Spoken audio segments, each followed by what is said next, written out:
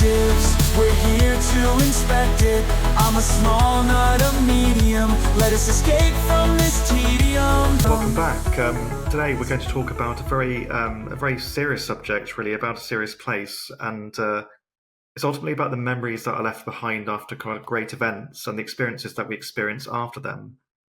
This is following Holocaust Remembrance Day, just about a week or so ago, and personally it's something very close to my family, as my granddad was involved in the Holocaust in Treblinka many years ago in Poland, and thankfully survived and lived a life over here in the UK. And this story affects so many people all across the world.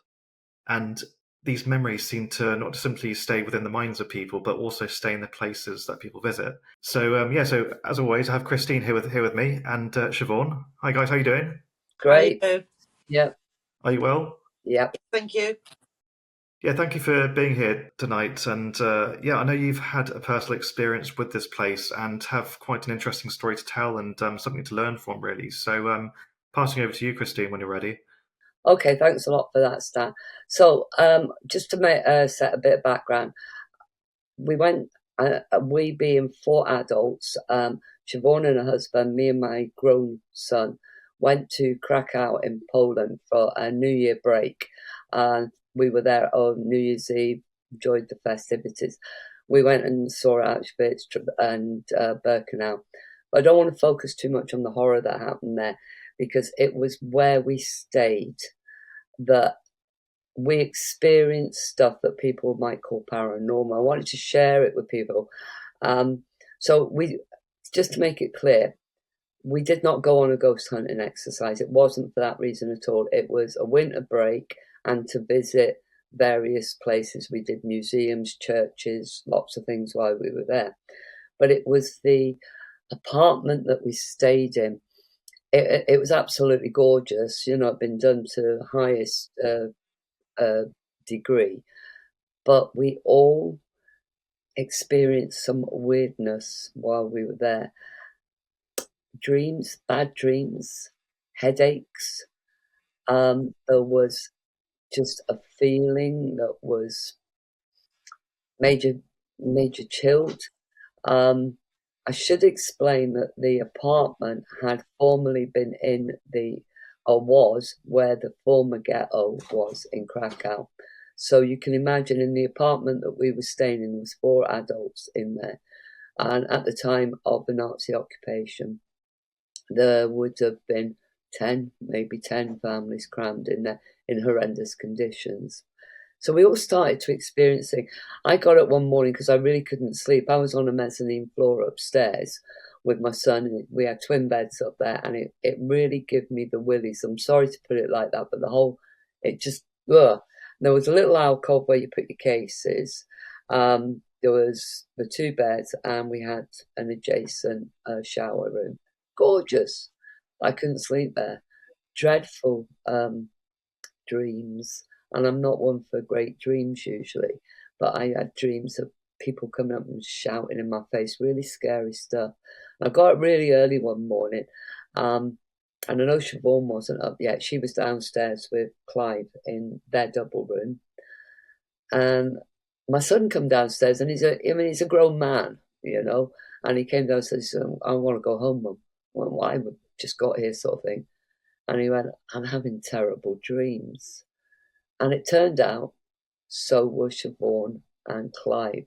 And I'm going to hand you over to Siobhan so she can tell you what happened. We did experience a lot of stuff that we still can't explain. And I wonder if all that dreadful energy that was going on in that house and in that area is still focused there, because we felt something, didn't we, Siobhan? You tell them what you experienced.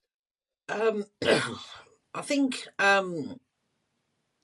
for somebody who's sensitive to go there and not experience something would be probably quite a phenomenon in itself. It's a real dense. It feels dense. The atmosphere feels thick. You know, it feels dense. There's almost a feeling as if you're kind of walking through toffee in it as you're walking up the street. For me, there was always a sense that I was being watched, that there was always a feeling that there was something called somebody watching me. And that was not just in the house, it was definitely in the house, but it was in the streets as well. You just had this feeling that you were being watched with suspicion almost. I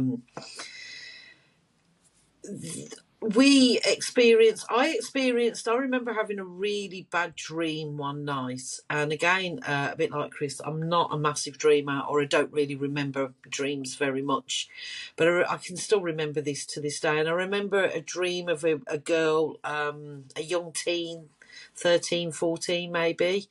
And she's being put into a car against her will, obviously. And she's banging on the windows and trying to, smack the windows out. And I'm just watching. I'm like a third party watching her as she's being driven away. And I just had this real horrible knowing. It wasn't even a thought or a belief. It was a knowing that whatever was going to happen to that girl was not good. There was no good of whatever was going, and that she knew that. You know what I mean? She knew that what was coming as well. My partner, again, a big roughy tufty builder. You know what I mean? He's not given to flights of fantasy and things like that. But he experienced some awful dreams there, and he had one in particular where he actually thought that he saw a young girl standing at the end of the bed one night. He doesn't know whether he's actually dreamt that she was stood at the end of the bed, or he's woke up and he's seen somebody stood at the end of the bed. He just knows that there's something about a girl and that she was at the end of the bed. I found Krakow a real strange place. I think a bit like Amsterdam for me. I find Amsterdam a little bit strange. I think because there's just no bomb damage, and you know that they just kind of walked in. The Nazis. They just literally walked in there, and there's an echo still of it going on. You can hear the jackboots going up the roads. You can feel when you walk over that bridge. At least for me, walking over that bridge, and we did that twice a day, every day that we were there. It's almost as if you can feel sort of like I don't know how to explain it. It's like an energy pop. It's like you've either entered something or you've come out of something. It's not a brilliant feeling. You can still, it's still there. And I think that the area, though it's a big area, it's really a tiny area that they put the whole Jewish community into this tiny area. It wasn't nowhere near enough to house the amount of the Jews that they brought out of their own Jewish quarter into this area. So that there would have been families in each corner of each room, and like you've explained, oh God, it's just, I don't even know how to explain it. The people there are lovely. We sat in the local cafes. We couldn't speak a word of English. We ate the local foods. You know what I mean? We just pointed at things and they laughed at us, and everybody was fine. But there's just like this feeling underneath it all. There's just, it's like, let's not talk about it. Let's forget about it. But actually you can't, because it's still here and it's still tangible, and it's still, it's still kind of almost pulsating as part of that's part of that city. That's how it felt for me. The ghetto felt one way. Auschwitz was that's a different story, and Birkenau is even worse than Auschwitz. So. But do you remember? It was one afternoon. You and Clivey had gone for like an afternoon nap, and my son and I were upstairs. He was laying on the bed talking, and I was just sort of like talking as well, I guess. And I started to take some photographs, and I don't know why I had this really weird feeling. And I was at the top of the stairs of the mezzanine floor, and as I held my camera up, and it wasn't an iPhone, it was a Nokia. It's an old digital camera, Yeah, or something like that. This big orb came round the corner and flew straight at us. I screamed and ran down the stairs because I'm a bit of a wuss like that, which then woke up Siobhan and Clive, and they came out. So we said, just had this. We both saw it. My son and I. My son was sort of stood down. We both saw this orb come round the corner and come at us. It was daylight. It wasn't dark. So we decided then at that point we were going to go and see if we could contact anything. So we're all upstairs now on the mezzanine floor, and we're asking out, is there anybody there? Anybody who'd like to come and talk to us? Blah, blah, blah. And very, very bizarrely, both men burst into tears simultaneously. It was just like, it was the oddest thing I'd ever witnessed, because they both burst into tears. They were obviously felt something. Siobhan was like being drained of all her energy and was like, do you want to explain how you were feeling then, Siobhan? Literally, like you've just said, completely drained of all energy, as if, I want to go. I suppose, I don't. As we fast forward in time, we realise that I'm a part of a circle that does trance mediumship, and I'm one of the trance mediums. There's two of us in the circle, but I'm one of them. Obviously I didn't know that then, because I'd never even heard of trance mediumship or anything like that then. But as I've looked back, there have been a few of these incidents where I've been drained of energy and eyes rolling in my head, sort of thing. And I think what I realised then is that's the very first time that I ever actually went into trance, or I started to go into trance, and I didn't know what was happening to me, you know what I mean? And it's probably, I think it's probably a bit like spirit, like, oh, well, here we go, let's start working. But I didn't know how to do that, or, what to do with it. And so it manifests itself in me literally as if I hadn't slept for a week. I'm quite literally eyes whites rolling in my head, and I get very fidgety at that point because I'm trying to keep awake, sort of moving my legs a lot and trying my hardest, and it doesn't matter what you try and do, you just, and that's what literally happens in when we were in the Jewish ghetto in Krakow, and that was the very first time it ever happened there. So there was definitely something going on, and whether they wanted me to go into trance or whether there was literally they realised that I had that ability and they were sucking that energy out of me, I don't know. But it was very strange. It wasn't trance. When you go into trance now, it's a pleasant experience. It's not some parts of it are a bit very intense, but on the most it's a pleasant experience. But this wasn't pleasant. It felt invasive, you know what I mean, sort of thing. It really was quite an odd thing to happen, and to see the two guys start crying. Yeah, there was absolutely no explanation for that, and obviously they're doing the man thing where they're feeling stupid because they've started crying, and they're trying not to cry. You know what I mean? Being big blokes, you know what I mean, sort of thing. But yeah, it was. There was no reason for them to start crying. Nothing was there to make them cry. They didn't see something. They didn't read something. It just happened. So they're obviously they've got to be picking up on the emotion that is permeated into the fabric of that area. Absolutely. And I was going to say, what I find really interesting, as you know, Siobhan, I returned to Krakow a couple of years after that with another friend who wanted to go to Auschwitz, and I said I'd accompany her, and she said, shall we stay in the same apartment that you and Siobhan stayed in? I went, no. She said, why not? I said, because I'm never setting foot in there again. Now, over the bridge that Siobhan has alluded to a few times, there is there's a castle, and opposite the castle was a great big hotel, and that was commandeered by the Germans, and it was kind of like where they had their headquarters and that when they were in Krakow. and they had lots of good times there. They had parties and they had like a ballroom and all the rest of it. Now we stayed there and I never felt anything was off. Now I'm presuming, correct me if I'm wrong, I'm presuming that they were having a good time, so the energy there was good. Where we were staying in the ghetto still had that horrible, all pervasive nastiness about it. It still sits in the atmosphere.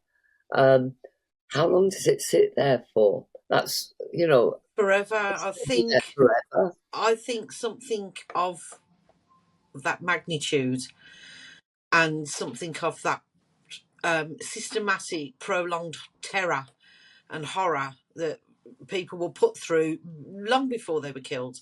Long before they were killed. Death was merciful, you know what I mean, at the end. But I don't think it should be allowed, and I think it's like spiritually, it's probably a bit. They're probably like sort of, like kind of no-go areas almost because of the depth of the darkness that went on there. You know what I mean, sort of thing. I mean, it makes me emotional just thinking about, and I can't even begin to imagine. You know what I mean, and yet that experience gives you like just 1% of the reality of what was going on there. And I think vast majority of people can't get their heads there. But talking about the time now, I want to move on to an experience that you had, Siobhan. I wasn't there with you, and I know that you visited a place again, which was the site of lots of deaths. Do you want to tell us about that one when you were actually ghost hunting one? Okay, so Towton is in Yorkshire, and it was the site of, I do believe it's the bloodiest battle that's ever taken place on English soil. And it was at the time of the War of the Roses, so we're talking the mid-1400s.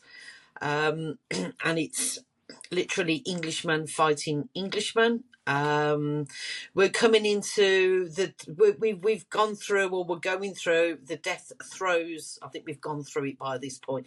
The death throes of the 100 Years' War in France. So that's Clichy and Agincourt and those things. So these guys were all very well versed on how Englishmen fight because they had been fighters. Their fathers had probably been, warriors, and their grandfathers had been fighters as well, all in the English army serving in France and those places for the last 99 years.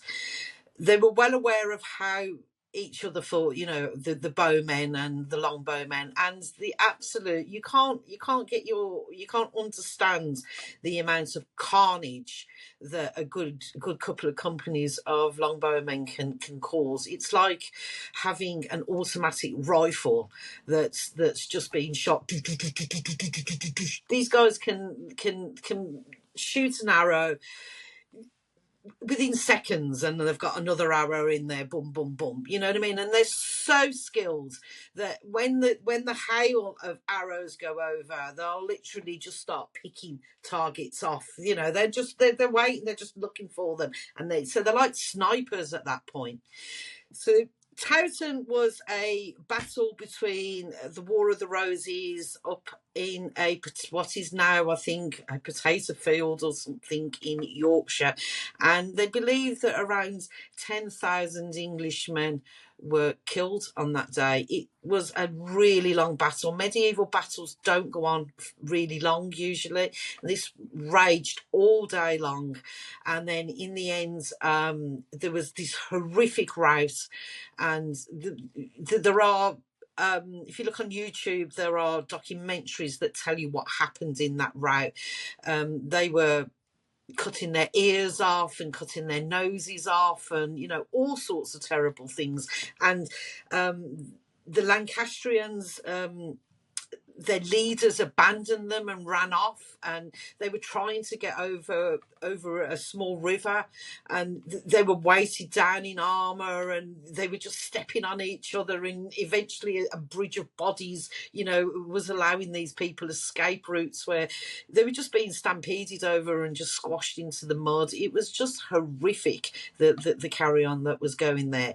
So I've known about Towton. It's one of those real strange places for me, because I can remember watching a documentary about Towton years ago, and I didn't know anything about the War of the Roses at the time. I just remember about this battle, and I remember thinking to myself, I'm going to go there. One of these days I'm going to go there. And I'd looked it up on a map a few times, and then I'd forgot about it just for years and years on end.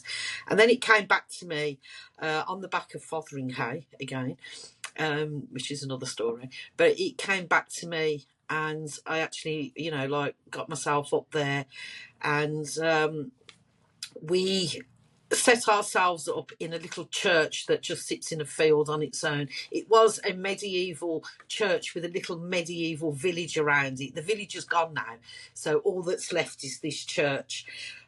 You've got to walk through a field in order to get there. So over the other side of the field is a pub, and then over the other side of another field is a house. But there's nothing with electricity close to you. There's no electricity or anything in the little tiny chapel that it is. It's tiny. So we were in there, and we were sat in there for God hours. Nothing was happening. And funny enough, it was as I was beginning to think, let's go, that things, all, you know, like the EMF meter started going off, and yet that's down the other end of the church. Cat balls were going off, and yet they're sitting on a windowsill away from me on their own. And you've got to press a button on these cat balls in order to make them light. They don't just go off with vibration. You've literally got to press them down.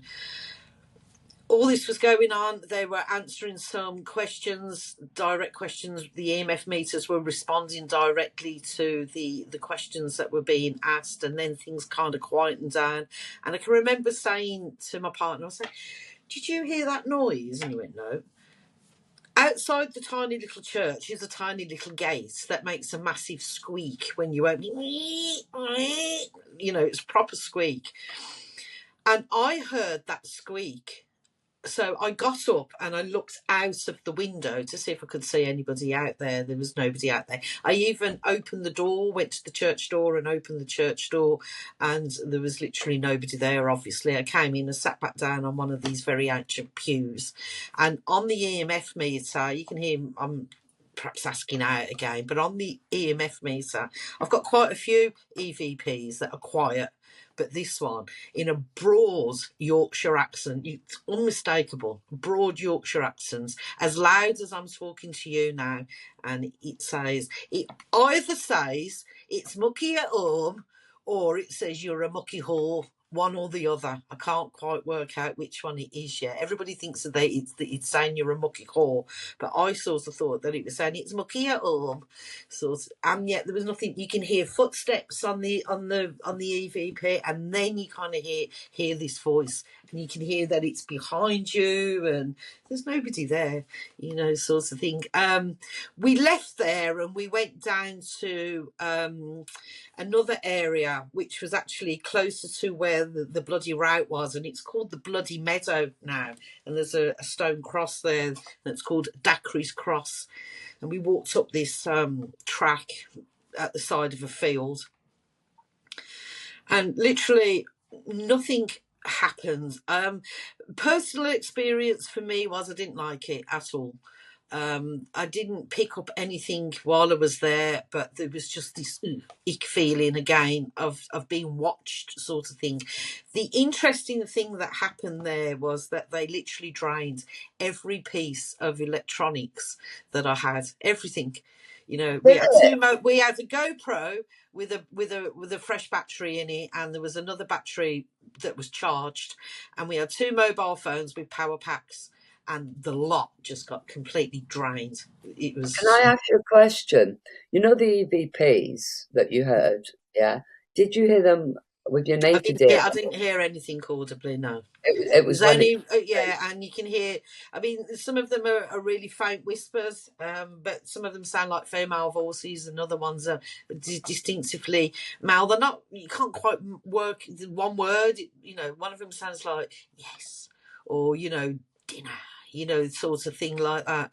But this one, it says you're a mucky whore, or it's mucky at home. Was you're a mucky whore. I've still got the video. We've travelled a long way. Would you like to talk to us? What was that?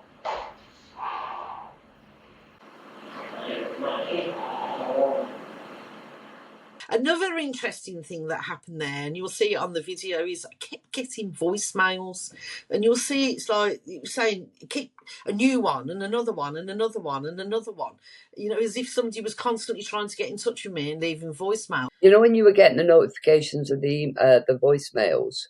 Yeah, you'll Yeah. see me on the video going, oh God, I've got another voice. You'll hear me But say, was there anything on them voicemails? There were no voicemails when I got back Really when we sad. got back to the cottage and we powered the phone back up. There were no more voicemails on my phone than there was before I went in that church. And yet you kept getting notifications.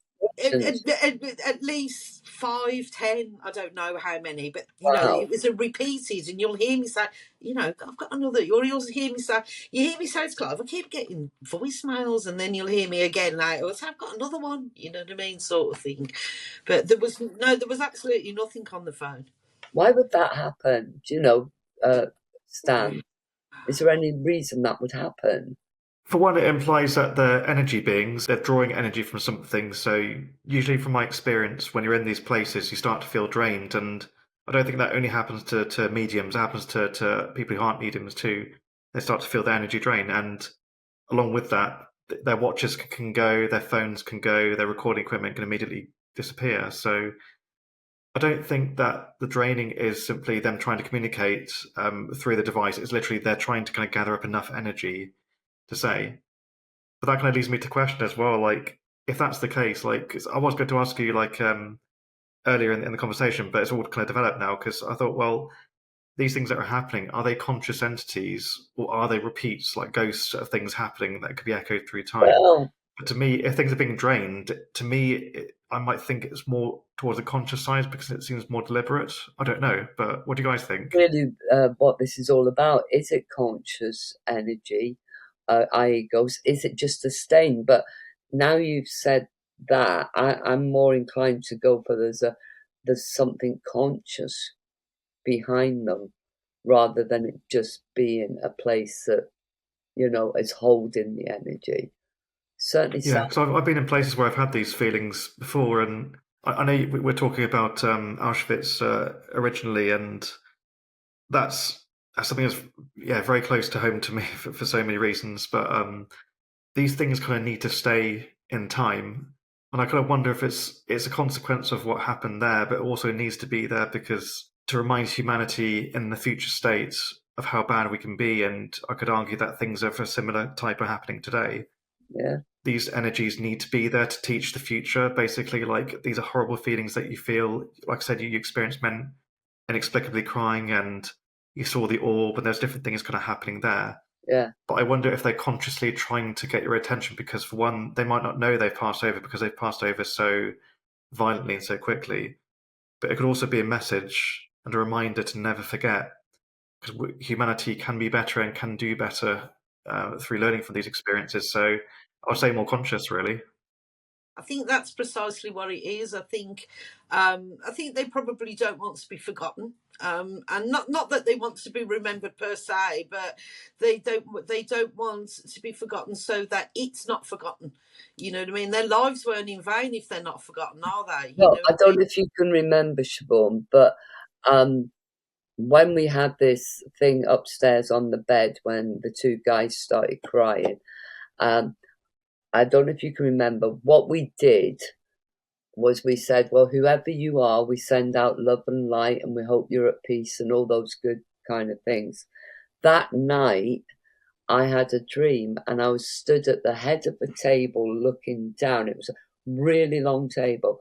And I knew the people that sat at the table were Jewish, yeah. And they all looked up at me and they raised a glass as if to say, yeah, we're okay. So I don't know. It still messes with my head, the whole thing. And we're talking about time, the amount of time. And then you go to somewhere like Towton, which was hundreds of years ago. How long does it stay for? Does it stay forever? Yeah, but on the other side, time doesn't exist. That's like it's just going from my first-hand experience when I had the out-of-body experience and other experiences since that. When you enter that state, that other reality, time seems to be only a thing here. But things, time really is a word that humans invented to measure something that they don't understand. To be fair, we don't really know what time in brackets is. But over there is no time, so 1,000 years can be like a millisecond. You see, for me, I think they, their sentiments, if they've got any sentiments, the victims of the Holocaust, all of them, you know what I mean? Not just the Jewish people, but all the people that were murdered in the Holocaust. And I think if they could give us one message, it would be to choose life. And like to enjoy life and to get on with it, and to be. I think the Holocaust. You've got to remember it teaches us many things on many levels, doesn't it? But it teaches us to stop point. It started with the pointing of fingers. And it started with the demonisation of somebody because they're a bit different to you. You know what I mean? They've got a different religion.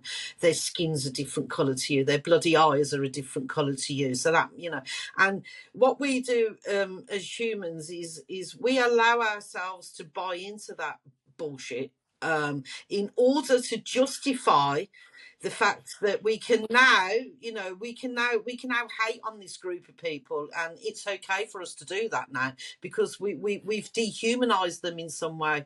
We need to do that in our own minds in order to allow ourselves to do the things that we want to do with it. And that's where it comes. It's like we look at everything that's going on in the world now. You look at the papers. Harry and Meghan. You know what I mean? Point the fingers. They did this. They did that. They did this. Trump. Do. All the different things that are going on in the world. Caroline Flax. All these different things of people. They all know. They've all got an opinion. They've all got something to say, and they're all very quick to jump on a bandwagon that's probably it's not real, it's not based in reality, and allow that bandwagon to run away with them. And this is how people are murdered en masse. You know what I mean? Because people jump on that bloody bandwagon and they allow themselves to run away with it. If everybody stood up, if everybody in Germany, I know it was such a terrible time and a terrible place, and none of it was simple. Even living in Nazi Germany had its none of it was simple. But if everybody had have stood up in Germany and gone no, then it wouldn't have been able to have happened. Well, it just wouldn't have been able. Yes, and it's not as easy as that. Sadly, it was a whole process of brainwashing. Washing ultimately, that was very cleverly fed. And I get it. I understand. I get why he came into power. I get what the Allies had done to the country after the First World War. You know what I mean? Completely asset stripped the place and bankrupt them. Left them starving in the streets. I get the reasons why. I just don't get the reasons of how far it went. It just they're like two different things, aren't they? Yeah. So the energy then of these places, are they haunting? They're dark. These are dark times, and they are violence, and they are full of pain and misery, and that causes then all these emotions. I think I think it literally. Personally, I think perhaps there are some spirits that might be at unrest because of that circumstances.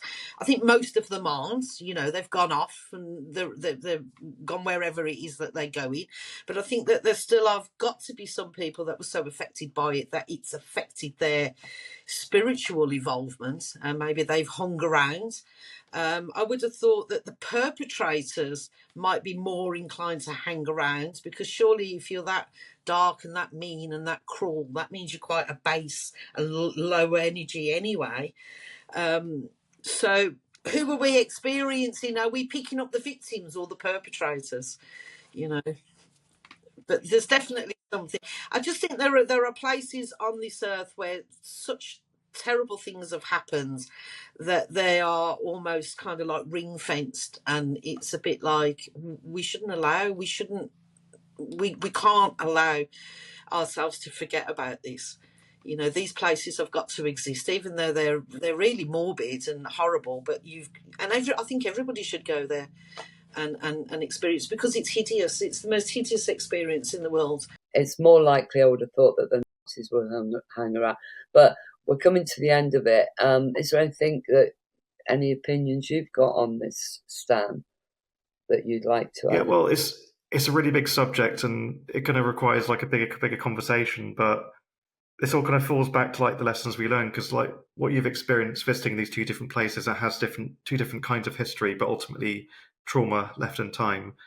It all falls back to the human limitation, really. This concept of tribalism about I'm part of this and I'm part of that, and there are all these different barriers between each other, whether they be by the color of pigment of our skin, our background, our choice in clothing, our culture, whatever it might be. There's so many people that kind of use that as a weapon against others, so they gain control over you. And these are lessons that kind of need to be remembered to show, okay, well, this is what happens when people are used as a weapon against others to remove others from history. And there's so many examples. I mean, this links back to the talk that you both did about the witch trials a while ago. It goes beyond that, you know. You can bring the slave trades into it, and and then we can take it all the way back, even, and as you say, we can go all the way back to prehistory with it, with, as you say, tribalism. You know what I mean? And that's where it starts from. Yeah, well, I recommend that anyone watching this as well watch Schindler's List for one thing, and The Pianist. I mean, you're never going to fully understand what these people went through, but that's like just a crumb. An amazing human being. It is, yeah. Oscar Schindler, like working from the inside to, and the fact that the director of the movie, Steven Spielberg, because of his heritage, he did that for free. He saw that as a gift and his responsibility. Yeah, he did it because all the other actors were paid as normal, and that he did that. All of the money that he would have earned were donated to various different Holocaust charities, as he believed that was his duty to pass that message on. So I'd recommend that anyone watch that. It's a very hard watch. I admit that, take your time with it though, but it's an important lesson to learn. Like I said, like we need to teach future generations, because I remember all the stories like my mum told me of my granddad, like when he survived the war. PTSD wasn't understood then, and he spent many nights screaming and reliving those memories over and over again whilst trying to integrate into society again.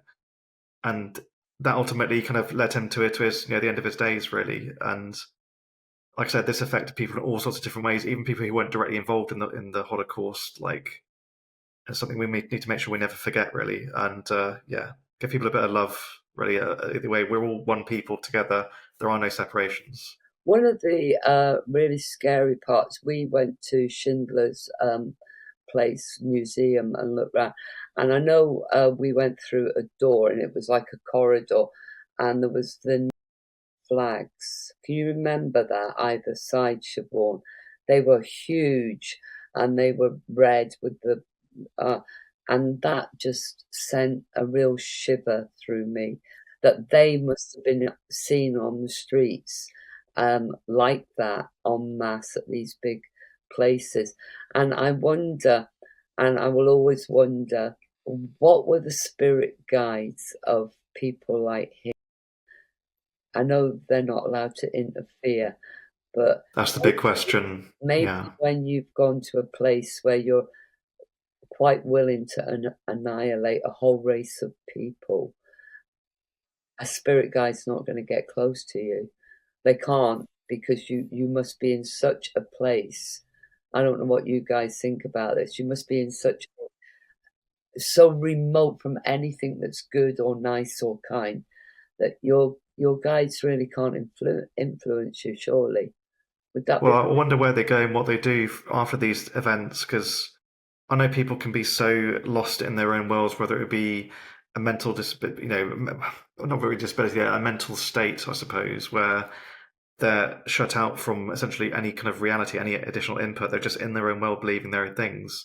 That could have been his state at the time. I just don't know. But when these people come out of their lives and can see in absolute, clarity, the consequences of their action, how it's affecting, thousands and thousands and thousands of people, how would that feel? Basically, did they feel like they achieved their goal, or once they actually see the true extent of what they did outside of their own human mind, are they able to fully be in their own hell, basically, and say, like, this is what I did to my fellow kin, really, like, this is what I did to people? And I got a question, like I said, what adventure do they go on to next, basically? Like, where do they come in terms of their reincarnations and their lessons? I know this is a really weird question, though, but we can't forget about those who actually suffered and endured, and, Maybe I don't know, I'm guessing, but maybe because of them being so heinous and so much blood on their hands, maybe they need some kind of forgiveness from everybody that they've killed, you know what I mean, before that they can perhaps move on or something like that. And maybe that might take a while for all those people to actually say, well, I'm going to forgive you. All those spirits, maybe there are spirits out there who are like, dreaming, never filmed. I don't know, but surely,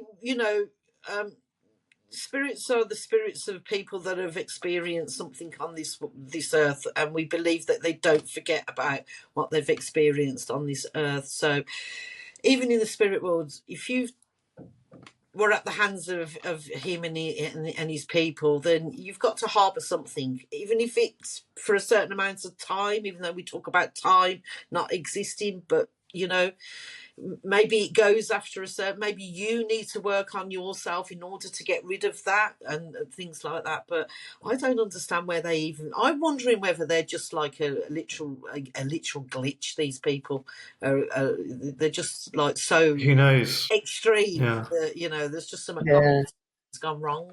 I mean, massive questions around that, isn't there? Yeah. I don't think we'll have. I mean, I think was he mad or was he bad? But what is evil truly is evil the absence of understanding the human condition, basically? Is evil with understanding that condition but still acting anyway? And that's the thing, like, I know that's a whole other conversation to be had, but yeah, I don't think, obviously we can't go on out with this thing anyway, and I would love to have a longer conversation about this, but thank you for sharing your experiences, though. They're absolutely fascinating. And consequences of the Holocaust are still existing in terms of the relatives that still are alive today. Some people are even alive who are even there in the camps. I can still remember being there. But yeah, if this conversation has affected anyone in any kind of way, just obviously speak to somebody. It's a very personal thing, but it's something that's, like I say, it affects people of all different races in all sorts of different ways. This mindset of control and domination. Can I say, if anybody else experienced something similar, perhaps if they went to Auschwitz and they experienced stuff, it'd be interesting if you contact us. I'd love to hear about anybody else. I mean, I don't want to be disrespectful at all to anybody, but if you've experienced stuff while you were there that you might recognise in what we've said, I would personally love to hear your account. Yeah, well, you can always just drop a comment below and share those stories. And yeah, like I say, it's something we can all learn from each other either way. Like, we don't go there to experience these things as if it's I don't know, like a fairground ride kind of thing. You go there to understand and to learn, absolutely, as well, and to I hate to use the word appreciate, though, but to appreciate and understand, appreciate in terms of resonating and understanding what people have been through. Yeah. Anyway, thanks, guys. We'll wrap it there anyway, and I'll speak to you guys again soon. Okay, take care. Ciao for now. See you again. Bye-bye. Okay, bye. Bye.